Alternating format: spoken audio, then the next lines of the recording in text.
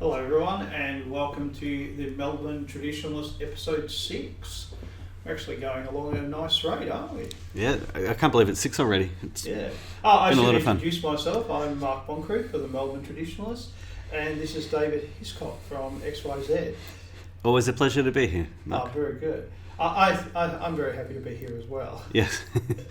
We're a few days late.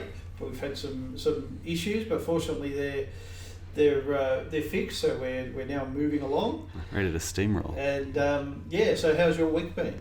It's been very good. It's nice to see an uptick in views on the XYZ. There's been a little bit of a lull after the election. Yep. But I think the Jeffrey Epstein case and a few of the incidents over in the United States have piqued people's interests again. People realise, it's still on. So. Oh, absolutely, yeah, yes. Yeah. Things are still happening and they're not going to stop. No, it never does, because the left never stop. That's exactly right. They never stop. They are the Energizer Bunny of politics. the demonic Energizer Bunny. The demonic Energizer. Exactly. I've just got an image in my head of the bunny that is terrorizing a young Bill and Ted when they go to hell in Bill and Ted's Bogus Journey. Yeah. That's the left. They never stop, and they never forget. No, they don't. Yeah. They don't. Yeah. Tell me a little bit about XYZ. About you were saying you're getting higher numbers. Yeah. What type of articles have been going up? We've been putting a bit of a body of work together, talking about the fact that Australia is not the country that it used to be. Ain't that true? Yeah. And so David Hilton's put up a couple of articles over the last couple of weeks, and I've got one which I've got a draft of it and I want to put it up. Basically talking about the fact that if Australia was invaded or if we got into a war, would we still fight for Australia? Mm-hmm. The argument I intend to make is that, like, if you look at the soldiers who stormed Gallipoli, the Aussie diggers who stormed Gallipoli, they were fighting alongside White and Baker, Smith, O'Loughlin, Shanahan, all those Welsh names that nobody can pronounce. They weren't fighting alongside Farouk and Muhammad or Uga Buga or Chen. They were fighting for their brothers. Yeah, definitely. Yeah. So the left, well, it started with the Liberals, and now the left is sort of taking it. It's like every generation there's a reinterpretation of what the Anzacs were fighting for. Mm-hmm. We've been told for years and years that the Anzacs were fighting for freedom and democracy. They weren't fighting for freedom and democracy. They were fighting for their brothers, for their family. They were fighting for God, King and country out of a sense of duty. Yes. Yeah. And you are only going to do that for your brothers. You're not going to do that for this nebulous idea of what a multicultural Australia is supposed to be. You're not going to fight like that for an idea or for values. You're certainly not going to fight like that for food. Conversation between Enoch Powell and not Enoch Powell. Margaret Thatcher was Prime Minister at the time. It was the Falklands War. Yeah. And one of her ministers, and his name has completely escaped me, but she said, they're going to fight for our values. And he said, no, they're going to fight for us. Yes. And he said, I'd fight for this country even if it was a communist country. And he, in fact, had fought in World War II. Yes. Well, yeah, there you go. Well, as we found out with communism, communism might crush a people, but it doesn't destroy it. Cultural Marxism is destroying a people here in Australia because it's getting us to destroy ourselves and just give up, basically. Yeah, so if Australia was invaded, who's going to go and defend it? Is it, we've got one of the best armies in the world, but they're going to need a bit of backup, so they're going to recruit people. So am I going to go fight for a government that, at least the last year, brought in about 300,000 people net into Australia? Am I going to fight to defend what is now apparently the most successful multicultural nation on the earth? Honestly, I think if we were to repel an invasion, it would be a disaster for Australia, because then we could retell the story of the Aussie digger and how it's now people from all over Australia defending this place where Australians can continue to be white genocide. Like, I don't want an Australian victory to be white genocide. Yeah, yeah. And that's what's happening now. Yeah. And when you see on Anzac Day, you see the various military contingents, particularly the Navy. The Navy has become very multicultural. And deliberately so. Like, they've gone out of their way. Yeah. Recruits a lot of women. Yeah. There have been stories about positions not open to white men. Yeah. Yeah. Yeah. And in fact, when it comes to POS, the Royal Australian Navy is probably the worst of the services. But I recently got into a letter conversation with the state president of the RSL. Oh, yes. I wrote to him because of the Premier's comments at the Anzac Day dawn service. Oh, good. Yes. Where yes. the Premier said that the Anzacs died for our values, and he listed them as tolerance, diversity, and inclusion. I was there that morning. I was looking around myself, looking around where I was at the faces of other people, just to see if people were raising eyebrows. Yeah. Yeah. I'm glad to know at least one or two other people noticed that. Yeah. So there were other people who noticed. I spoke to a number of people who noticed and were outraged. Yes. So I wrote to the Shrine, and they sent me to the state president, and he actually sent me two letters. One is the state president saying, I'll pass your letter on to the commemorative council, and then he runs the commemorative council. So he sent me a letter as a member of the council. Right. And he said that he did not agree that it was a political speech at all. He thought that they were just saying things that RSL members had said to the Premier, and he was just passing them along. I don't even know what's more appalling. That's the attitude of the average RSL member, or that's the Premier did it on his own. I don't think it's the average view of the average RSL member. I reckon they're either wrong, they don't know, or they're lying, because there's been enough evidence, like whether you speak to anecdotally to members of the Greatest Generation, or if you want to actually look at articles which have interviewed members of the Greatest Generation, they say this isn't the country that we fought for. And that's true. Yeah, absolutely it is. Yeah. Particularly the British. There was an article a couple of years ago, either a couple of years ago or it might have even been this year, where the survivors, the veterans of the Battle of Britain and World War II were like, this is not what we fought for. We fought for our country. Yeah. But it was like pretty much straight away after World War II, they started bringing people in first from the Caribbean, and then they just let that little crack open, and then the floodgates open. Yeah. It's the POS has just gone quite insane. Yes.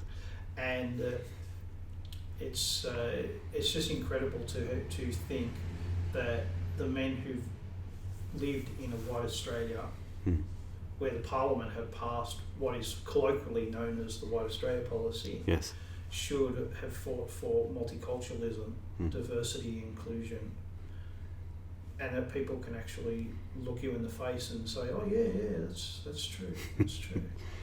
But that's how they do things, isn't it? They pervert everything. Yes. And that's one of the things about the left, is they don't create things. They just pervert things. Yes. Yeah. Back when the Aussies fought in World War I and World War II, we were an ethno-state. Oh, yeah, absolutely, 98%. Yes. Yeah, you advocate... Not just white, but 98% British. Yes, absolutely. Yeah, you advocate for that now, and you get labelled as the people whom we supposedly fought against. Well, that's right. Yeah. To support the views of John Curtin, Australia's wartime Prime Minister in the Second World War, is to be branded a Nazi. Yes. And of course, he fought against the Nazis. Yeah. The left essentially label the Anzacs Nazis. Yes, and in fact, this is one of the things that I don't think we pay enough attention to, is that in the 60s and 70s, and even into the 80s, the left tried astonishingly hard to turn people against the idea of remembrance. Yes. Anti-war movies, anti-war plays, anti-war songs. And really, when they say anti-war, what they mean is anti-patriotic. Yes. Because they just don't want people having those good feelings about their own people. And they even attacked veterans' marches, Anzac Day marches. Today, it just seems incredible that could happen, but actually it did happen. Yep. People did get attacked on the Anzac Day march. I remember in, was it 85 or 86, there was a group called Women Against Rape in War, and they actually got into fights with veterans who were marching. Wow. Just incredible stuff. But we actually won that fight. Yes. Because we just said, no, we're not going to reject our heritage, we're not going to reject our story, our heroes.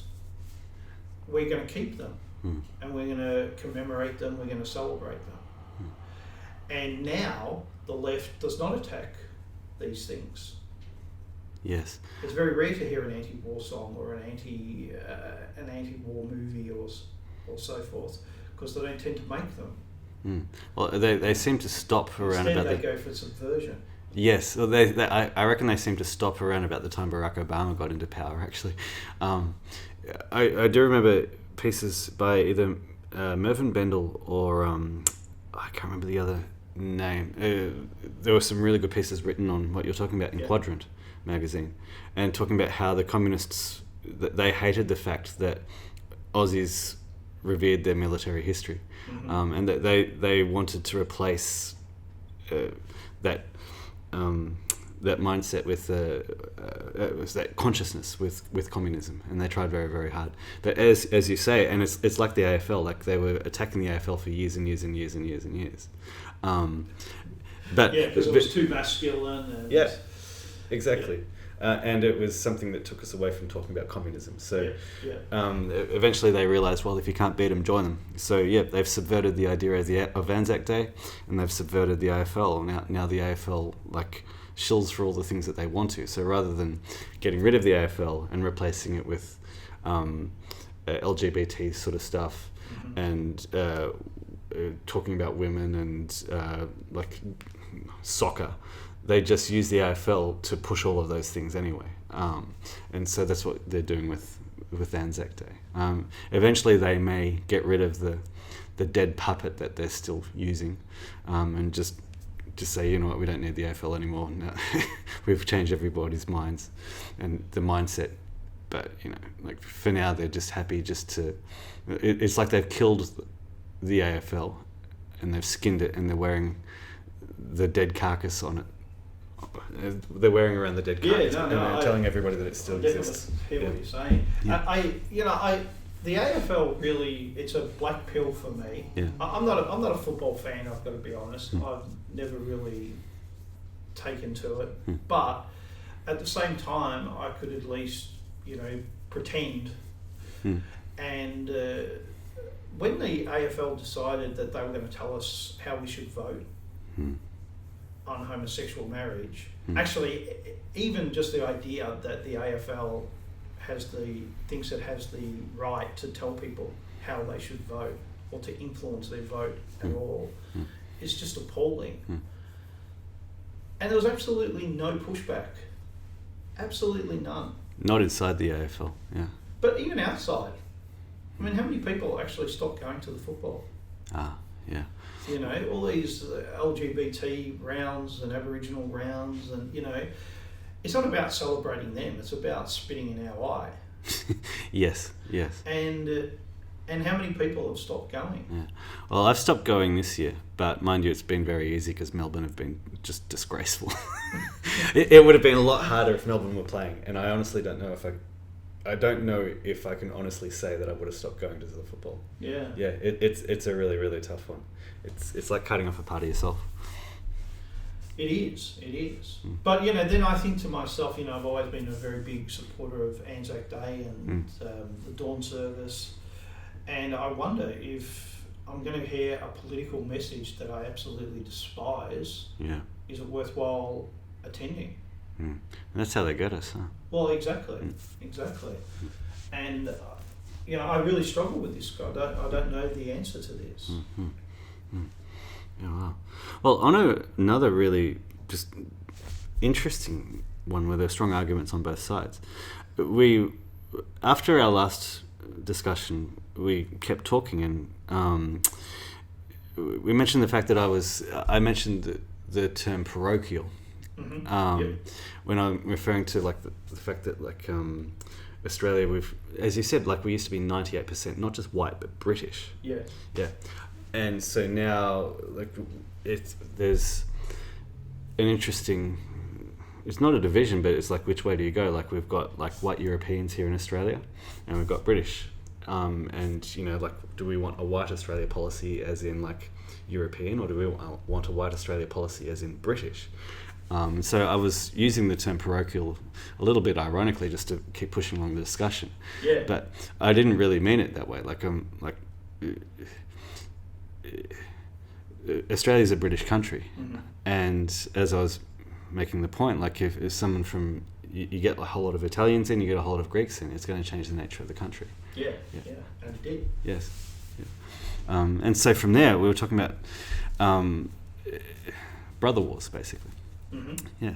And so I guess my point with the brother war is if you took, just say in 1910, you just lined up just hundreds of thousands of European men, young European men, all over Europe, just in every single city, London, Paris, Lyon, Berlin, Hanover, just got them all up, just lined them all up in the public square, got a few machine guns and just mowed them all down. And then in 1940, several generations later, you did exactly the same thing, except you got 5 times more of them. Just every single city across Europe, all the men just put them all in the public square, get some machine guns out, line them all up, mow them all down. And then after you've done that this time around, you set all the cities on fire. And then after that, you go in and rape all the women. That's basically what we did to Europe. No, it's not. Okay. No, it's not at all. It's, if someone attacks you, you should fight back. Yeah. I don't understand why anyone would have any other attitude. And sometimes there are issues that can only be settled by violence. And sometimes that violence has to involve killing people. And to think otherwise is to live in a fantasy world. And a lot of people live in fantasy worlds. And a lot of this thinking comes from liberalism and its idea, and it was known as the Manchester Creed, that trade would replace war. Yes. People would trade and people would be interested in their own standard of living, their own commercial activities, and they wouldn't have time or interest to wage war. I would have thought 1914 would have showed that illusion, but it just keeps marching on, because there's always this idea that we can escape history, we can step outside of history and live in a utopia, because really that's what they're talking about. They're talking about a perfect world. We can't have a perfect world because we don't have perfect people, and we can never have perfect people you can never be perfect, David. I leave that open, but you can never be perfect. I'll do my best. Okay, so that's you make a really, really strong case. So let me try another way of putting this. So we fought for something real and worthwhile fighting for, in both the First and Second World Wars. But you see, one of the problems, and this is, a lot of people talk about this no more brother wars. Yeah. But actually what they're doing is they're making the same argument that Margaret Thatcher made, that it's about our values. But it's about our people. Australia and Australians fought, and we fought for our what's the word? I was going to say values there. Our people. Yeah, you've already said it. Yeah, our people. Yeah, thank you. And we should be on our side. So when someone is not on our side, well, we should oppose that. Okay, this is really important then. So where you can take this next is you can say, well, look at the way that I'm not going to say because, but look at the way that our countries have changed since World War II, where our countries are no longer based on the idea that a country is founded, a country is its people. Yeah. Now, all countries across the West, whether it's Europe, the United States, Australia, New Zealand, are based on the idea that you can get anybody from any part of the world, put them in that country, and they're automatically Australian or American or British. Yeah. So we have destroyed, or we are destroying, what our forebears fought for in World War I and II. Yes. So now, what we have done since then, it is as though we had just lined them all up and mowed them down. Because if we keep going on the path that we're on, they essentially fought for nothing because we've destroyed what they fought for. What you've done is you've grouped all these different things and put them all in one basket. But really they're separate baskets. Okay. So World War I is a separate basket. Yeah. And then World War II is a separate basket. And then post-war is a separate basket. Yes. They're related to each other, but they're actually separate events. And we shouldn't confuse them. Yeah. Yeah, absolutely. Okay. So from there, I do see a lot of your point, because it's like the argument was used, well, we have to avoid war from now on. So then they use the argument that war is caused by race and racism. Yeah. So we have to destroy race and racism. Yeah. And so to argue then no more brother wars, like it's essentially taking a leftist approach. Actually, and this is one of the bizarre things, is the left says that racism causes wars, but apart from the war in the Pacific, if you just take Europe, most of the people who fought and died were white. Yes. And actually, even in the Pacific War, a good proportion of those who died were white.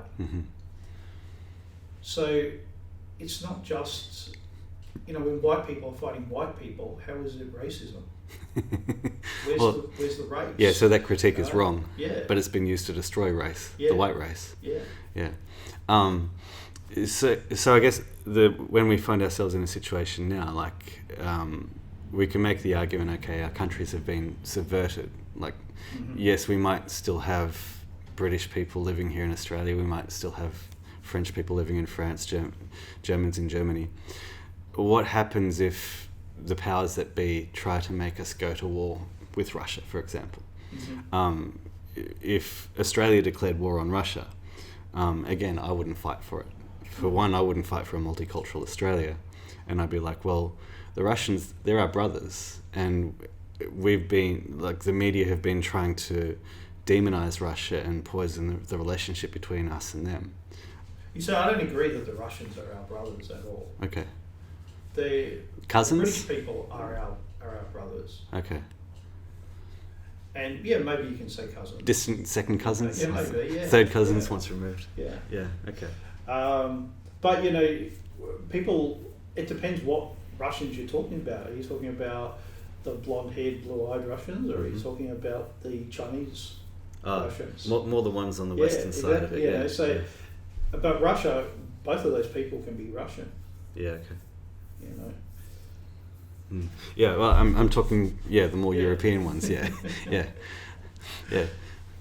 So, it is a very hard question to answer, how I would feel. I think it would depend what the war was about.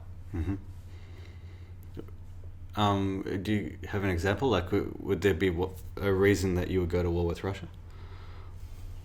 Well, personally, I wouldn't go to war with Russia. I think that might be a little bit lopsided. You'd eat them alive. Right, it's not fair to the Russians. Right. I think, there is a reason to fight wars. So, for example, an invasion. Yes. That could be a reason to fight a war. But it has to be clear cut. Like when the Russians went into the Crimea, it was very ambiguous. Is this Russian? Is this Ukrainian? Is it really our business? I wasn't convinced about any of those things. Oh, I'm not either. I can't believe that we sided with the Turks against Russia. That's a great example. Like 1 million Europeans, like British and Russians, died in that conflict. Oh, you're talking about the Crimean War? Oh, yes. I was talking about the recent... Oh, right, that one. I'll leave the Crimean War for another time. You're right. Actually, I'm reading a book on the Crimean War at the moment. Yeah. But again, there were reasons why. Russia had ambitions. We had other opposite ambitions. Yes. And that could only be settled by violence. Oh, back in the 1850s, That's one where I find it amazing that British troops stationed in Constantinople as a staging point for Crimea. That was actually based in what's called Scutari, which is just across the straits from Constantinople, and that's actually where Florence Nightingale was. Yes. Her hospital. Exactly. So when I hear like the phrase "retake Constantinople" now, I'm like, well, we bloody well had the chance back in the 1850s. We were there. All we had to do was say, you know what, we're here. We're taking over, boys. It's a funny one. Like people talk about white guilt, how we should feel guilty for the slave trade or for colonialism, for imperialism. For me, the white guilt is looking back over like wars, which I can understand why they were fought. They fought for something. They were fought for a reason. But when I now see what's happening to our country, I feel a tinge of pain, like looking at all that bloodshed, and I'm like, well, right now, what they fought for no longer exists. So for me, the challenge is to make what they fought for matter again. That's the way I'd put it. That's like when I talk about brother wars, it's like, okay, make what they fought for matter. Yeah, no, I think that's a good point. Yeah. And thank you for that, David. Yeah, cheers. And where can people find out more about you? I'm telling everybody, just come straight to the XYZ, www.xyz.net.au. And so bypass the social media middleman, just come straight to us. If you want, follow us on Gab, and we're also sending out a newsletter, so you can sign up to that, and we'll be sending that to your emails every 1 or 2 weeks. Excellent. Yep. And you can find more of my thoughts at Upon Hope. And have a good day, David. Thank you. And everyone, have a good day.